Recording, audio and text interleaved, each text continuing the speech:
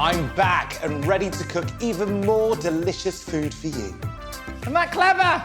Isn't it stunning? There are still so many incredible East Asian recipes I want to share with you. There is so much flavour in there. And this time I'm bringing together delicious dishes that will work alone or as a menu. Amazing. Oh, yeah. Oh, lovely. Look at that. I warn you, this is not for the faint-hearted, but it's delicious. Gorgeous food and kitchen challenges. I can't do it. I can't wait. It's time to get your wok on. Boom!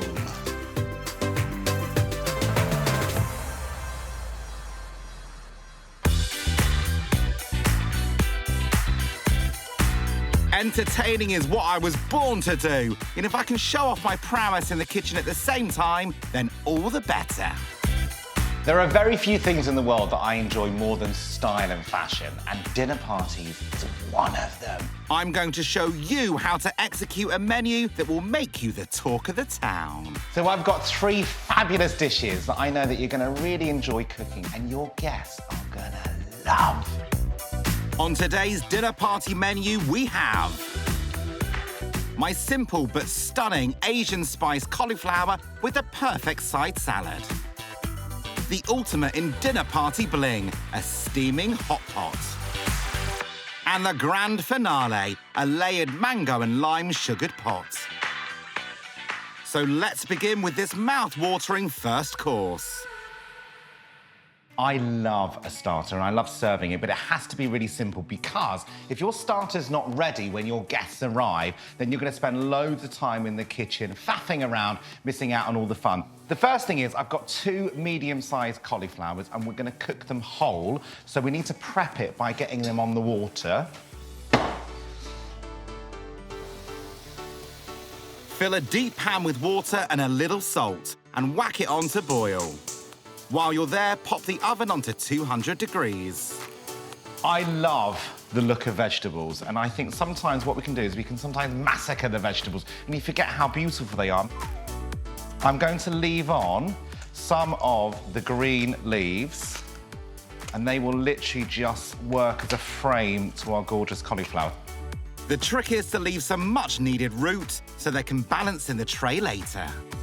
Now, I wouldn't say that cauliflower is the national vegetable of China, but it's one of our family favourites. OK, so our cauliflower is going to go in now. Literally, head down, turn it down slightly so it doesn't boil over, and now 3 to 4 minutes. Time to fetch the pestle and mortar for this mix of spices that will send everyone's taste buds into a spin. So green cardamom pods, and then we have got some coriander seeds. And I'm going to put in about ½ a teaspoon. And then we're going to go for our turmeric. Remember, this is mainly for colour. How much of each spice to use really does depend on your palate. Whenever I throw a dinner party, I tend to rehearse the food a couple of days before, especially if it's something I've never cooked before, because I don't ever want it to go wrong. I'm a massive perfectionist. Then I've got a little cumin, a heaped teaspoon of garam masala and garlic powder, chili flakes, and a few fresh curry leaves. Then bash, bash, bash! Sometimes, when you're making a curry, it can taste really powdery, especially if you've used too much. But the curry leaves seem to help that, and they instantly make it taste really fresh. Oh, yeah. Now we're cooking. Don't forget the collie. They only need about 4 minutes. If you let them air dry, they go crispier in the oven. What will bring them to life is that richly spiced sauce I'm about to make. Now, we're going to use quite a lot of oil because we're going to dress the cauliflower. So you want to drip over. I'm going to put some holes in her in a moment as well, and let all of that gorgeous spice soak into the cauliflower. A big glug of oil. So it feels like quite a lot, but it is a dinner party. And no one's on a diet when they go around to your gaff for dinner, are they? This is going to fill your house full of happiness. And there's nothing better than when you're doing a dinner party, that what you do is you promote the smells in the house. So as soon as the guests arrive, they go, oh yeah, that smells amazing. Use any kind of oil for this. Just keep the heat at medium. You don't want the spices to burn. So as you can see here, it's bubbling away slightly. Now for the bit I like the best. So I'm literally just going to stab holes into my cauliflower, and that is going to help put the spices through. Oh, this feels rewarding. They're probably about 20% cooked through at the moment. You can get this through quite easy, but it's still firm enough to hold itself. All we're going to do now is we're going to pour over our oil. Look at that! Hey, Mama! And of course, the oil's now frying that cauliflower. Isn't that clever?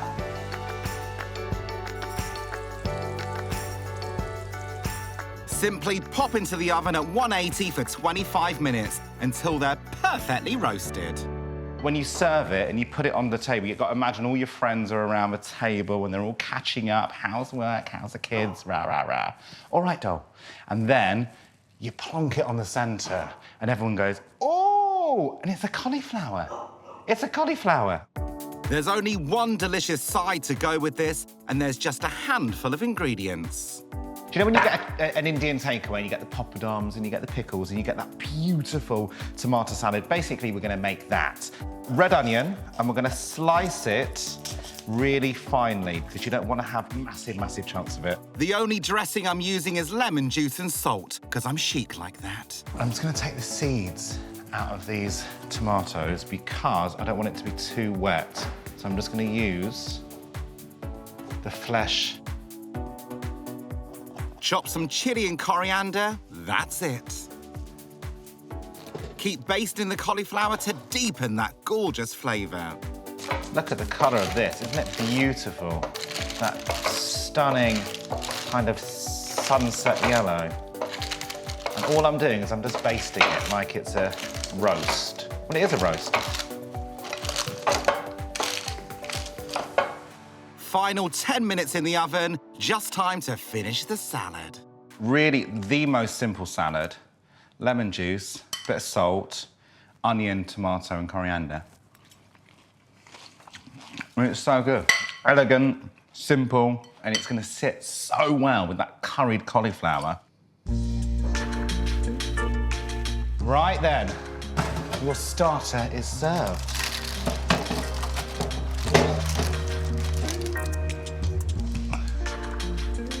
Look at that.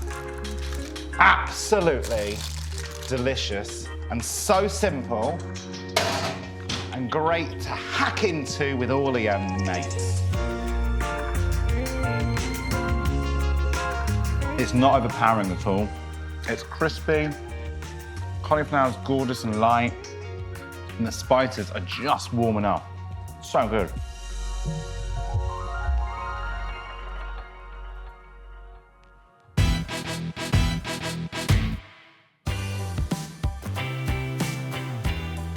The next dish on my menu is a piece of culinary theatre that's been served in Southeast Asia for thousands of years. You are in for a massive treat now because my main course at my dinner party is Chinese hot pot or steamboat or big soup bowl, whatever you want to call it. And what you do is you basically boil your soup at the table and then you have just a plethora of gorgeous ingredients that are going to be cooked at the table and you're going to eat them one by one. It is genuinely one of the most uniting dishes that you can possibly eat, which is why it's so popular in Asia, because we love to share one bowl together. Now, even though there is the most dynamic spread here, mustard leaves and asparagus, lotus root, your posh mushrooms, dried seaweed, you don't need to have all that stuff. Your hot pot can be whatever you've got in the fridge. The main star of this performance is the soup. Traditionally made with pork or beef, but I'm going to use miso. Now, I've got some miso soup paste. Not white miso that you get in a jar. This is the actual soup. Now, the sachets that you get that you put into boiling water and you have at your desk at work, I love it. I think it tastes beautiful. It's really low calorie. It's full of flavour. 4 sachets for 2 litres of water. First in are my 3 degrees, a nub of minced ginger, a couple of garlic cloves, and a chopped red chilli. The big tip here is trying after every single ingredient you put into your soup base. I don't want this soup base to overpower the simple and delicate flavours of the vegetables and even the meats. Next, some sweet mirin, just 1 tablespoon. And it's amazing, actually. That inch of sweetness just brings out all the flavour in the garlic and in the chilli and in the miso. Some shiitake mushrooms for earthiness.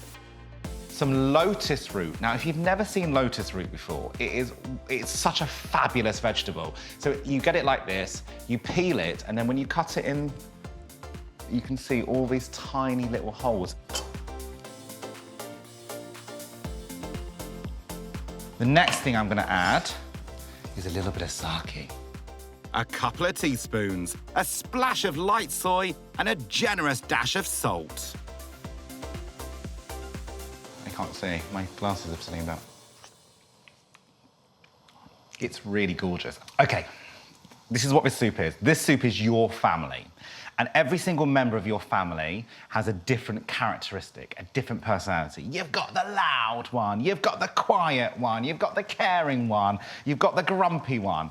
And all of those flavours, when it all comes together, it just works. I'm definitely the shiitake mushroom. Bold and ballsy, but a little bit soft to the touch. Now for some chunks of spring onions and some Chinese chives, bringing a unique flavour from the garlic family. And I know this feels like a little bit of a laborious process, but honestly, when you're serving this up to your mates or your family, they're gonna enjoy this so much. It's worth putting a little bit of time into taste. Oh, yes. It's bang on, so I'll leave the stock bubbling away and start with the arty bit. I'm going to serve all of this meat and veg, all raw, on beautiful platters around the hot pot, and people can genuinely just help themselves and pop it into the soup. You know me, it's all about the presentation. And I think what we'll do is we'll do it a little bit rustic. I'm not going to go for a flower and a flower. I'm going to go slightly more higgledy-piggledy. Time to get a chopping and a washing. So we're going to start with my Chinese leaf, which I have to say is one of the most unused vegetables out there. Just a gentle reminder that any of these more unusual veg you can almost certainly find in an Asian supermarket in most towns. Like little soldiers.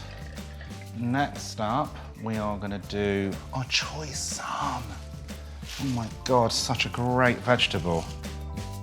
Then tender stem broccoli, asparagus, and some more of that wonderful lotus root. And if you like, some mustard leaves. They're great because look at the gorgeous movement on the outside of the leaf here. It's so pretty, and of course we're going to eat with our eyes when you see that whole veggie platter. Look at these wonderful shimijie mushrooms. I'm chopping them into chunks to make it easy for my guests to cook. I think our eating habits have got so much better. I think that we've become far more explorative with our food. A little family. Beautiful. Now to put my paint to canvas. Like a little village, a veggie village. Let's not forget the proteins. A few king prawns, some slithers of fillet steak, tofu and seafood sticks. All the raw ingredients are chopped and ready to go. And this one has 2 sections. So it's got one that I'll use for my meat-eating guests and one for my vegetarian guests. And they're really good, but you don't have to have this. We used to have in the restaurant years ago, you know, the table lighters, which are the plastic ones, and you've got the grill, and then you put 2 candles in. And that will do absolutely fine. The moment of truth. Oh, yummy, yummy. I've done enough. Who would have thunk it? So there you have it. Hot pot, steamboat, big bowl soup, whatever you want to call it. It is just so easy and the best way of sharing food with the people that you love. All you need to do now is cook your own dinner. Grab a bowl of steamed rice and get cooking. So, leaves, mushrooms, and some tofu. And some fillet steak. And then once it's cooked, all you do is you serve it with a bowl of rice, I do. And you eat.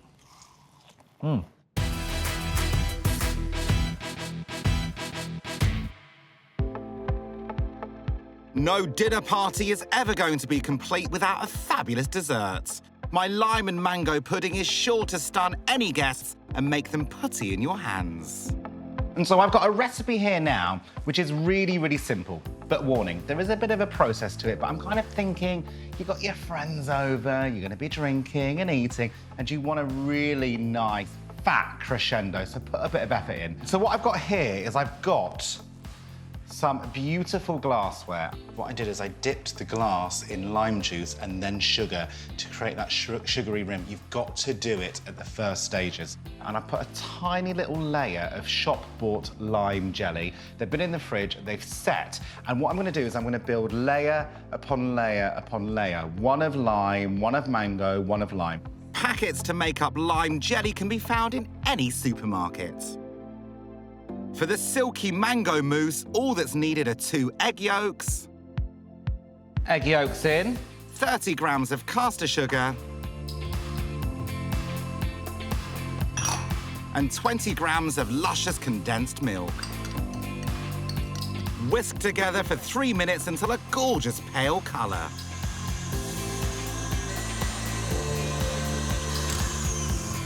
Then heat 165 millilitres of full-fat milk and add 2 leaves of gelatin. Now these have been soaking in cold water, and all we're gonna have to do is squeeze out the excess. Stir slowly until the gelatin has dissolved. There's something really nice about methodical, slow-paced cooking because Asian food is so chaotic, it's so busy. You're running around and chopping and frying and prepping. And what's going through my head at a dinner party at this stage is what am I going to wear? How am I going to set the table? What music am I going to play as people walk in? Which candles am I going to light? Once dissolved, add 200 grams of mango puree. A tin from the shop will do just fine. Oh, look at that colour! That's so beautiful as it mixes with the milk and the gelatin. Kind of the orange bursts to the top. It's beautiful. It's like a painting. Add this to the egg mix, whiz, and watch it shine.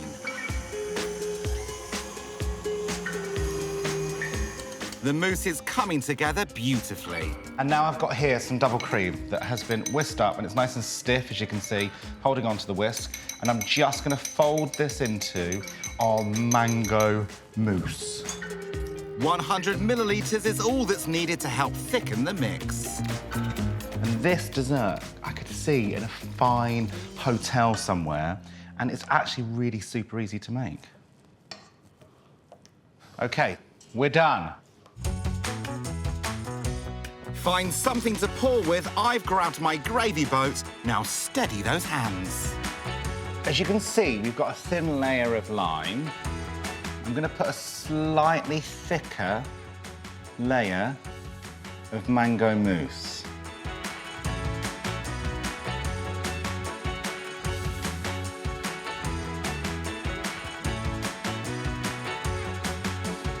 Right, these are now gonna set in the fridge for about an hour, and then I'll do another layer, and then another layer, and then another layer.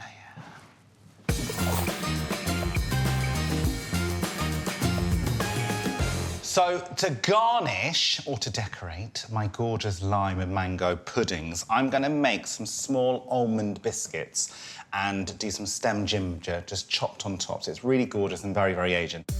First off, throw 1 egg white into a bowl and whisk. Okay, you're not going for meringue. You're just gonna loosen it up.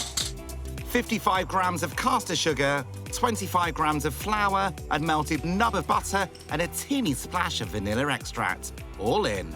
And just give that a nice mix. It's literally as simple as that. And then what we're gonna do is we're gonna put a dollop on this mat, and then we're using a palette knife, we're gonna spread it so it's really thin. Baking mats like this are great, but some baking paper on a hard surface does the job too.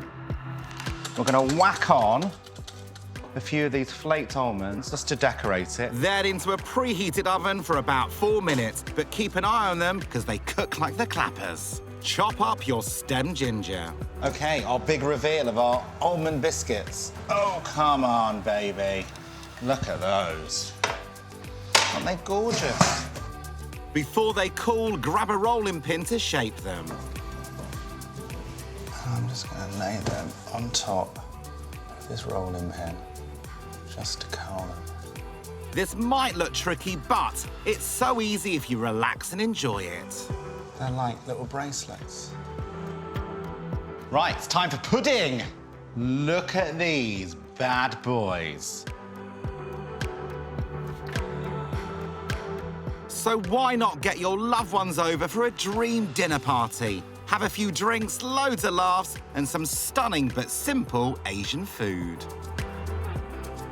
Spiced cauliflower with a wonderful tomato and onion salad. A bubbling miso hot pot surrounded by a platter of stunning vegetables and succulent meats. Then top it off with a dessert worth all the effort. Right. Oh my God. That's so good, and it's so simple. And do you know what, weirdly, sometimes when desserts are really heavy after a full meal, it feels too much. But this is just perfect. Something sweet for the end of your meal, but super elegant.